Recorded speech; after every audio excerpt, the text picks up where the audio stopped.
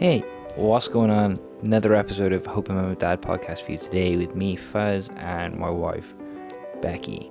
This is episode 13. The episode seems to be flying up into the double digits now, and we're having a good time. Normally I say normally, a lot of the time that we interview guests. This week we don't have a guest, but you have us instead, which is just as good, kind of. So we've got a few things to talk about. As for news and stuff, the last episode we talked about our news being, we had my DNA results back, saying that like everything's good to go, we can proceed, and so we were just going to talk about a few like ethical bits and pieces that have popped up, things we've thought about that we kind of held that discussion, just went, oh, hang on a sec, that'd be kind of good to maybe talk about on the podcast.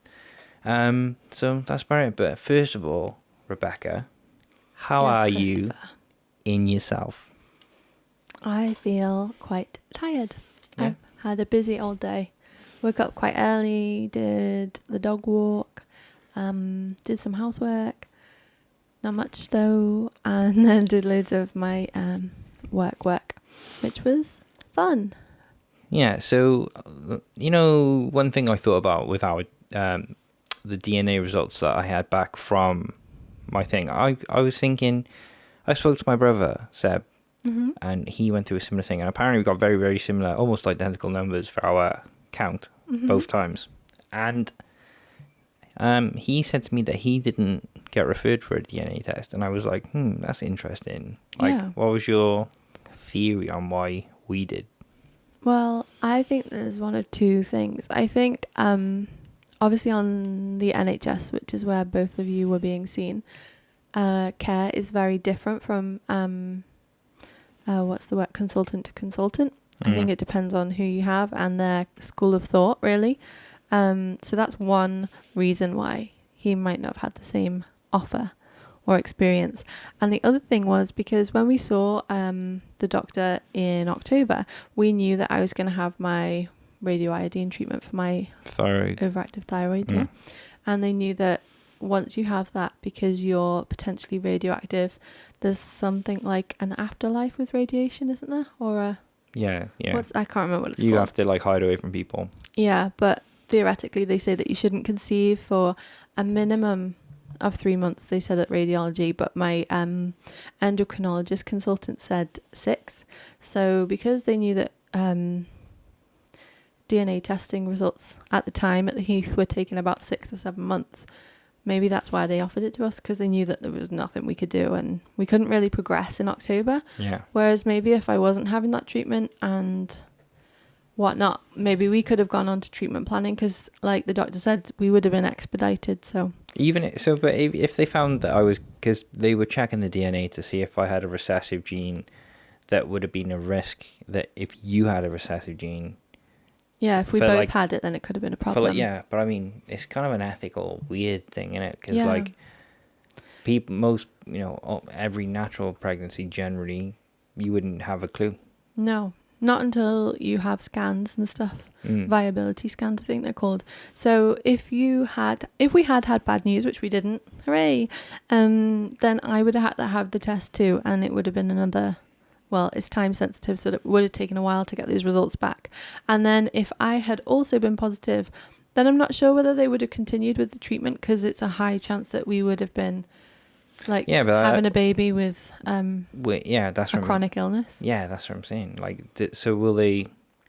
I don't understand what their rules are or the ethics about it. So because if people, people that don't go through this journey that we're doing and have like natural pregnancy with no unassisted aid, there's all sorts of things that could happen. So it's kind of like,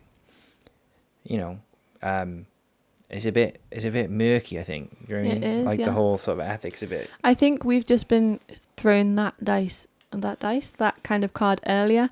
But when you're naturally pregnant and you conceive, you get to that viability scan, I think it's known as, and I'm sure they offer you like an amniocentesis or something. I don't think I'm saying that right, but they offer you that, and that's where they like maybe check the amniotic fluid or check. Your mum was talking about it today, and she was saying about they check the spinal cord and stuff. In you. And I think they put a really long needle and it goes into the uterus. So it goes into the amniotic fluid, which is the stuff that surrounds the baby. And I'm not really sure what it does, but there is a high risk. There is risks that go along with that procedure. But that then tells you whether you're likely to have a baby with Down syndrome or not, I think. And they decide whether to offer that to people based on what they see in the scan. So if they see in the scan that things aren't forming the way they should be. Yeah, you say to me that, I don't research stuff and all this stuff, but I worry in general. And I think if I started researching all this stuff, I would be like, I'd be like, oh God, is that another thing to worry about? I don't think you should research that stuff. I mean, like the IVF process and stuff, what to expect. We've talked to people about it and they've explained, and we're just waiting. And then I just wait until the next bit happens, really. Yeah, a really interesting post I saw this week was from the Zeta West Clinic in London. That's a private fertility clinic. Unfortunate name, mind. Why? Zeta. No. Zeta I'm West. dyslexic, and Zika is the thing that's bad, isn't it? You're thinking of Zika virus? Yeah. The thing that's carried by... I thought they had the same name. And no, I was like, Zeta. I know. I'm dyslexic. Yeah. I'm just saying. Okay. I thought it was the same name and that would be terrible. Yeah. Zeta. No, just plain stupid. Okay. Zeta West, it's a fertility clinic in London, and they posted this really cool time-lapse video of an embryo turning from an embryo into a blastocyst, and that was amazing. They were saying that they have their embryos looked after and monitored by Care Fertility in London, and they do this time-lapse and monitor how the embryos are changing and forming, and because that's a whole step in the whole IVF thing. They collect your eggs, they put the sperm and the egg together, and then so you always get really excited because you're like, yay, they're gonna collect 18 eggs and then we'll have 18 chances to stick an embryo in you later on. But there's a huge drop-off rate between the egg collection a lot of the time and the embryos, which turn into blastocysts, which can then be transferred into you. So you might start with a high... blastocysts like fertilized eggs? Yeah. So fertilized eggs, I think they become blastocysts from embryos. And then I think they normally put you in when they're a 5-day or a 6-day-old blastocyst. So they nurture them in that for 5 days. Yeah. They literally keep them look after them Yeah, I think they're in an incubator or something. And it's just amazing. The video is so cool. They got to be the right temperature and but that's all part of our NHS treatment, right? Yeah. But it was just so cool because that's what I think. It's literally like a miracle that a human comes from that tiny cell. And in that video, you could see it Isn't it weird? That kind of not bacteria, that organic matter. Yeah. So small, you could literally sneeze and it'd be similar. Do you know what I mean? Maybe, yeah. If you looked under a microscope at the same thing, you mean? Yeah, I mean, it's bodily fluid. Yeah. That that small.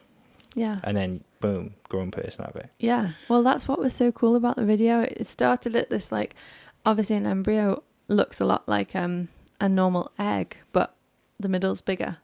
And then the inside bit starts to just divide and turn into loads of little cells. I wonder how they do that. How do they, is that with microscopes? Yeah. Or ultrascans? No, with a microscope. Well, so they literally, how does that work? I don't know. No, but it has to be inside the woman, doesn't it?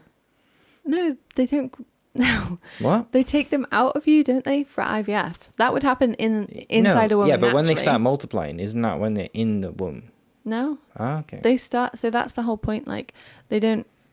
The embryos are created outside of you, and then they start growing outside of you. So the multiplying stuff is happening, in the petri dish. Yeah. Before it goes into you. Wow. So then how normally. How far can they push it though? Could you half cook a baby and then No. half cook, half grow? I don't think they'd Not let half, it go. but I mean, could you? That's half way through the first trimester. No, I don't think so. No, obviously not. But I mean, what happens if, Anyway, I'm just sort of. I don't know what you mean. Technology is always advancing, isn't it? So future. imagine if you could have a kid without having a uterus. Yeah, that's crazy. Yeah. it could happen in the future, but not yet. I don't think. I don't even know if that would be. That's a whole ethical thing as well. But Yeah. Well, the other thing that they mentioned in their post when they posted this really cool video was about PGTA testing, which is something like pre-implantation genetic testing, I think. And it's where they look at the embryos before they put them back in you to check if they've got the right number of chromosomes. Okay, so for like, and if they don't, then they could have complications and things. Yeah.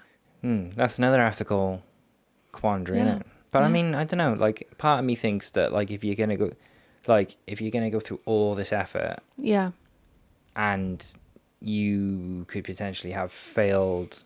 Is there you know, with the complications, is there a chance in general that they won't, they won't develop properly in the womb? Yeah. So ethically, I think there's a higher chance of miscarriage when you have these. Yeah, so it's kind of better to not use those. Yeah. Maybe. Yeah. Just for the life of the. Well, they decide for the life that in the first place. Yeah, the embryologists decide that anyway. So, like, you get excited about that big word, number. embryologist. Yeah, that's someone's job. They decide whether they're good enough to put back in you. So even if they get fertilized, say they collect 8, and then you fertilize 4, and then those 4 fertilized. They check which out of the good. 4, maybe 3 of them turn to blastocysts, but maybe out of the 3, there'll only be 1 potentially viable good blastocyst. And sometimes all 3 or 4 would be viable, and then the ones they don't put in you, they stick into the freezer. But sometimes. But then do they degrade? I think they have to pull them back out again, and then they decide if they've survived the thaw, the defrosting process. And then I think if they do survive it and they carry on growing, and then they can put them back in again. I think they can refreeze them once they've defrosted them.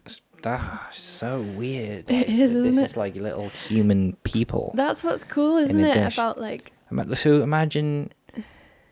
I'm always trying to think of like weird, sort of weird ins and outs about it and stuff. So in a science, in one of these centers where all the frozen eggs are kept, if that was accidentally destroyed, that would be thousands. Well, would it be? Would it be life lost? Because it's not classed as a. I'm not sure it'd be considered life yet. But it's an embryo, isn't it? They're fertilized. I didn't know that. I thought they just froze the eggs on their own. But I wonder what the definition of life is. I'm sure. I think this is what gets a lot of political things in debates and stuff. I think it's a huge ethical thing as well. Like, say if you have got frozen embryos, and then you. Like, what if they gave me the Petri dish? Yeah. And I had to go and take it somewhere, which I would never do because I'd be so scared. That has happened to people, though. And I dropped it. Yeah, that happens to people. Not with the Petri dish. They like carry the embryos from one. Especially in London, from one hospital to another one, and they give you like a tank. I can't remember who it happened to. Happened to someone. I heard about it on a podcast, and they're carrying them around and they transport them to the next place and in frozen little tank things. Yeah, like in tanks, not in a tiny petri dish. Can you imagine if they gave it to me? I'm so clumsy. Stressful. I would definitely drop it. Rebecca the Wrecker strikes again. Massive thank you to whoever's job that is. A for being able to do it, and B, like, for hopefully not making too many mistakes. But mistakes happen. If that happened to us, I don't think they'd tell you. No, but I would like to think that I could go, look, mistakes happen. Don't worry about it. Yeah. Like, because I just empathize with that person. Imagine if something happened and like you. Oh. I do that all the time. I always think like worst case scenario, and then I go, what would it feel like if you were the reason why it messed up? Yeah. And then I feel sorry for him. Because the other ethical question is, once they're frozen, say if they're frozen, but you've had 2 babies from that round, and you decide your family's finished, what do you do with the other frozen babies? Like after a year, I think you have to start paying to keep them frozen. So if you don't want to keep paying anymore, you can choose to donate them if they're good enough to other people, or you can just have them destroyed. So that's another thing to consider as well. Not the best word, is it? Destroyed. What do you No, I just don't like that word with the little baby petri dishes. Yeah, it's weird. I don't know. Like, and we talked about this before. Like, I don't know how I feel about donating DNA elsewhere and stuff. I mean, if we were somehow connected in the process, like for eggs now, Yeah. because there was Eggs or embryos? eggs, both really. But I mean, eggs are not my property, so Yeah. I got no say in that. But I'm just saying, if it was me, Yeah.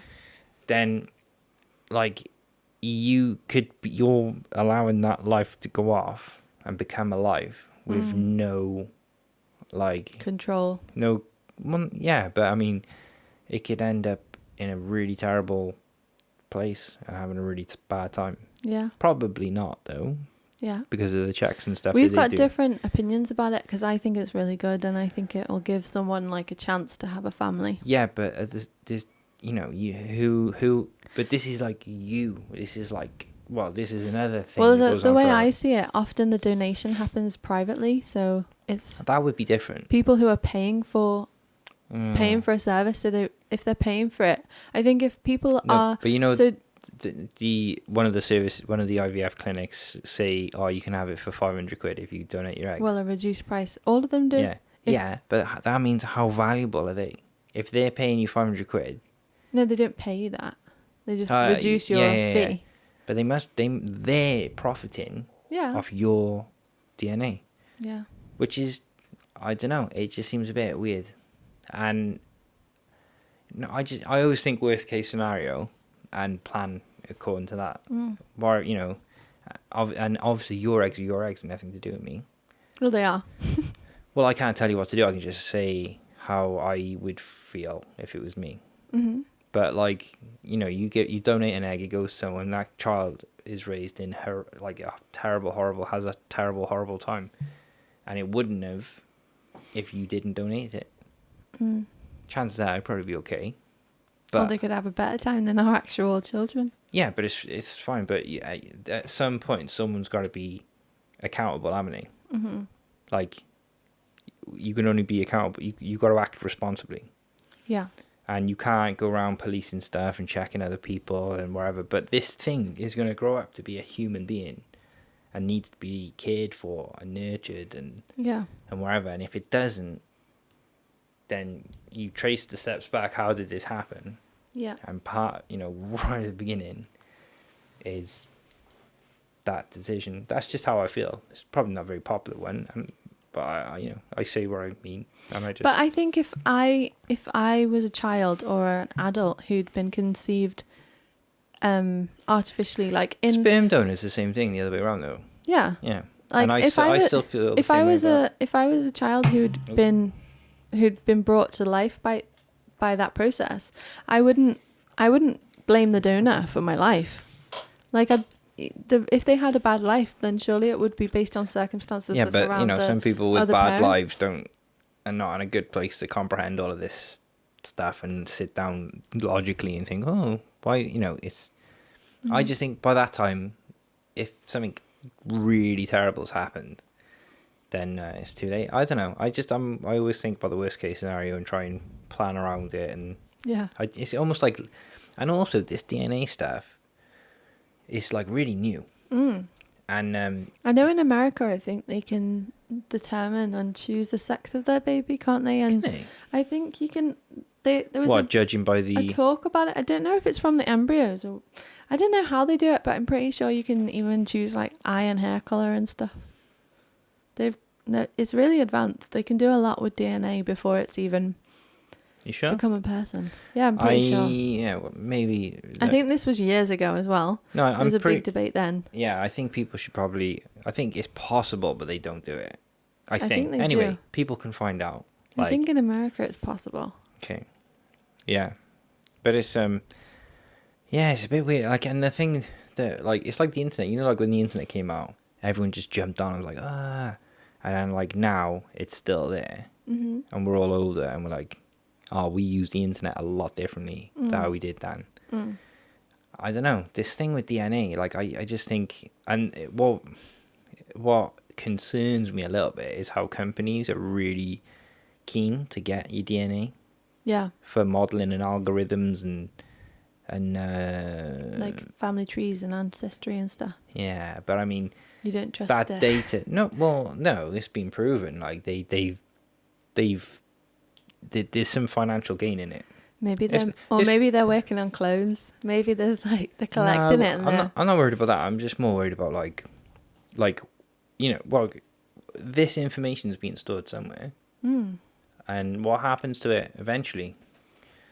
It's like personal details as well. Everyone used to just sign up for everything all the time, and now we've kind of cottoned on that people, on the internet, people like use your email address to track you on different websites, and that's why you'll or always take your get like, identity. yeah, but most of the time they're just like hitting you with adverts repeatedly until you buy stuff and it works. But yeah, I don't know. So we feel differently about the DNA stuff. Not the DNA, the Donation. yeah, like donating DNA, I guess. Yeah, I think that's one of the biggest differences with conceiving naturally and having fertility treatment, because you're faced with loads of decisions earlier on, or maybe decisions that you wouldn't be facing if you did conceive naturally. Yeah. I think I'd feel better about it if I kind of I was a bit involved in it, What do you mean? in donating, if it wasn't just to a complete, and this is a double-edged sword as well, but like donating to, like being a surrogate or donating sperm to someone that needed it, Yeah. like kind of having some sort of connection to them, so you can feel like you're doing something that's okay. Well, there are some people in some countries that it is Yeah, allowed that I you know. can have It would come with, again, there would be loads of problems with that though. Not Yeah. problems, it wouldn't be a quick and easy, simple, oh, I feel awesome. It would be a big discussion. You'd have to talk it through it and whatever. think- But I would feel better about that, I think, than just sending it off and just being like, there you go. Yeah. I think I've lost my train of thought now. I was save me. I don't know. Save me. It's interesting. I've just Well, we were talking about completely lost it. DNA and like donating DNA elsewhere, and I said that I said that I would feel better about it if I had some sort of connection, or it did some sort of checks and felt okay that this child or this human being is gonna have a good, at least fair chance Yeah. of having a decent life. I still don't remember what I was going to say. That's all right. What's on the list? We got a list. Yeah. The list, you wanted to talk about being a documentarian, you said before. Yeah, so I've probably mentioned it a bunch of times before, but I'm an artist and photographer. I'm an and- artist. Yeah, it's a bit pretentious when you say it like that, but I do. I make art projects and I do things, but actually, I do. I make art projects and I do things and documentary projects, and I am currently thinking about developing a little project at the moment, because most of my work that I do is like quite, it's all personal, and a lot of it deals with different things that affect me. Like I do a lot of work. I have done a lot of work for my university work and for my MA, which I just completed a few years ago, with stuff dealing with anxiety and mental health and community and stuff like that. And I think community is like the thing. It's kind of, I sound such a douchebag now, but I was going to say motif. What's the word? Like where it's like an anchor. It's like the thing that carries through. A theme. Yeah. Like community is like the underlying theme for most of the stuff that I get into and unpack. And now we're part of this community, this IVF community, the TTC community. Yeah. I don't know. It would be kind of cool. I'm in the early stages of putting something together. Probably a photography project or a documentary film or both, because it's easily done. Yeah. But if anyone is listening, first of all, if you want to check out some of my projects and what I'm all about and stuff, you can check that out on ChrisChukas.com. ChrisChukas.com, and also the Instagram, which is a bit higgledy-piggledy at the moment, but fuzz_Chukas. But I would like to take, maybe do like a bit of a portrait project, or maybe even a book project. And I would like to just reach out to some people or have them get in touch with us. if you don't mind talking about stuff, or you know what I mean, just like if you don't mind, obviously you'd have to be kind of public, you know. Yeah. Like some people choose not to talk about their IVF stuff for whatever reason. So if that's you, that probably wouldn't work out that well. But if you're okay about talking about having an IVF, having an IVF, come on, Fuzz, hurry up, get your mouth Taking in order. part in a project Yeah, but being okay with people knowing that you've had an IVF journey and or fertility treatment. Yeah. infertility treatment, that kind of stuff.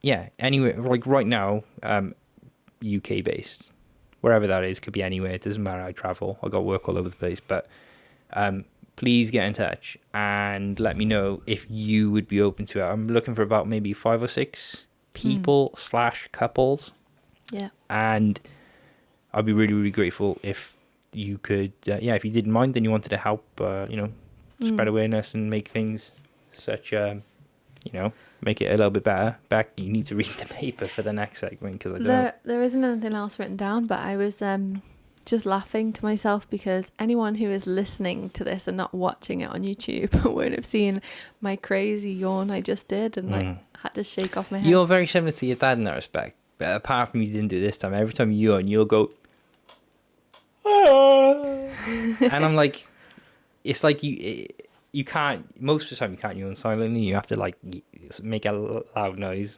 but obviously we're doing a podcast, so I'm trying not to make a noise, but my face is pulling very funny faces because of it. But yeah, because so we've got what guests we got coming up in the next couple of weeks? We've got quite a few people. We've got an artist coming on. She's a midwife and an artist, and we have got I'm in talks with Tommy's. And there's a few people that we're approaching and getting lined up, but yeah, things change and schedules don't always line up, so that's why we've had a few on our own, but that's cool. You get to know us a bit better. I think it probably doesn't show, but I've done a fair bit of podcasting before, and Becky, this is new to her, although I think she's better at it than me on this podcast. No. Yeah. Well, I don't know, but I think it's important for us to just sort of talk about sometimes it's good to have like a very information, like a lot of information and informative stuff that can help people and push people to the right places, like go and check this out, but sometimes, and maybe this is just me, but I like it when, because it's not nice. IVF isn't, until the end. It's not a fun game. It's not fun. It's a lot of waiting and it's a lot of hanging around and it's annoying. So it's having someone to share that with is kind of what I kind of thought about the podcast being, having a place where if you check in with us and we can sort of give you our updates and let you know what's going on, then, maybe you won't feel so bad because it's a slow process and it takes forever. Yeah. But if we're all together, then, it's just better, isn't it? Yeah. So if you do want to reach out to us, we are at Hoping Mum and Dad on Facebook and Instagram. We've got hopingmumandad@gmail.com. And yeah, so yeah, if like the email isn't that used. Well, yeah, send us an email if you want. Anyway, yeah. But I mean, most people generally use the social media. Yeah. But if anyone out there is listening from like anywhere else who isn't on Instagram, then yeah, email us or Facebook us. Yeah. Do you think a lot of people like are not public about IVF stuff, and maybe in doing so they wouldn't really communicate about it on Instagram and Facebook and stuff? Yeah, loads of people. Well, if you think about it, it's I was on Instagram for ages, just personally following people as a normal as a non-categorized user, I wasn't part of the Trying to Conceive community per se.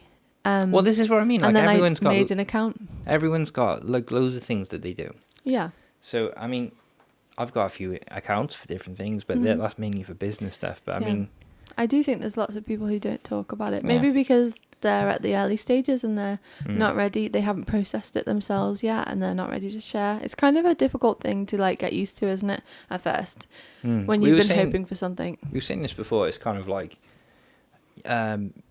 you know, like it's not. It might seem a bit forced or weird to bring it up, but Yeah. yeah, you know what I mean. Yeah. Like, Sometimes. because most people would just assume, oh, you got a kid. Yeah. I know where babies came from. Thank Yeah. you very much. But And some people it's triggering, you know, like the way it does come up, they'd be like, oh, so when you're going to have babies, or like, yeah, I you know. know. I always see the good in people with that though, and I always yeah, think but that it they- can be triggering because Yeah. if you're having a bad day and you, So maybe someone asks you so that, you maybe might I've- be like, ooh. So do you think IVF has a stigma? I don't think it has a stigma. I just think it's difficult to talk about sometimes because it's painful. Yeah, I thought that would be because of a stigma, or because no, I mean like, so if it had less of a stigma, or if it was more easy to talk about, then I just people think could chime in and not chime in. People could say, yeah, we're going through IVF. It's a bit, you know, yeah. it's a bit sensitive.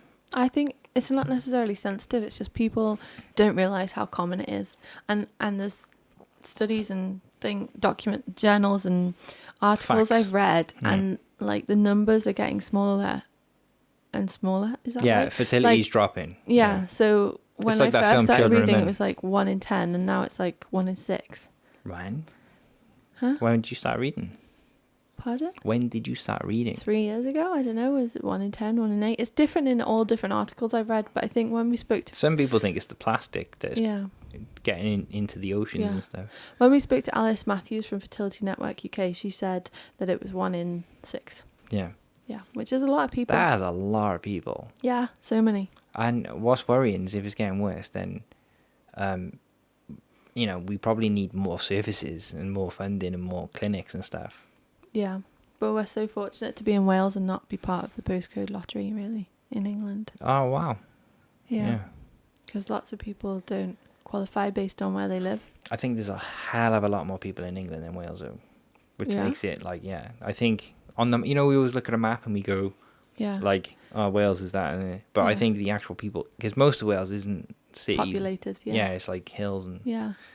so, I think funding is allocated differently as well, but maybe that's why. yeah. Yeah. Anyway, I think because I've just been so yawny, I think we should wrap it up today. Yeah, let's wrap it up. But yeah, if you have any thoughts on any of the issues we've talked about today, whether it's DNA or ethical issues or anything like that, or you just want to reach out and say hi, or you'd like to be on the podcast, Or if then- you've got some good news, yeah, people, we love good news. If Get you've in got touch. like any like end of the journey kind of stories, that would be amazing. That would bring Yeah. a massive smile to our faces and people who listen. yeah, Hopefully. let us know. And yeah, big thank you to everyone who's listened. We've had some great support from episode 12. Lots of people listening and laughing at the fact that we were talking about calling our baby Swansea. Stoke-on-Trent was the Yeah. biggest laugh, I think. Yeah, and Fuzz explained how he can't fry eggs very well or cook eggs. Anyway, It's just one of the many questions that I have in general. yeah, just go back and have a listen. I said today on Instagram, we've had loads of interesting guests and had loads of great conversations with people. So don't feel like you have to start from here. Go back and have a listen. There are now 13 episodes in total for you to listen to. But I hope you all have a great day, whatever time of day it is that you're listening to us. And bye for now. Bye-bye.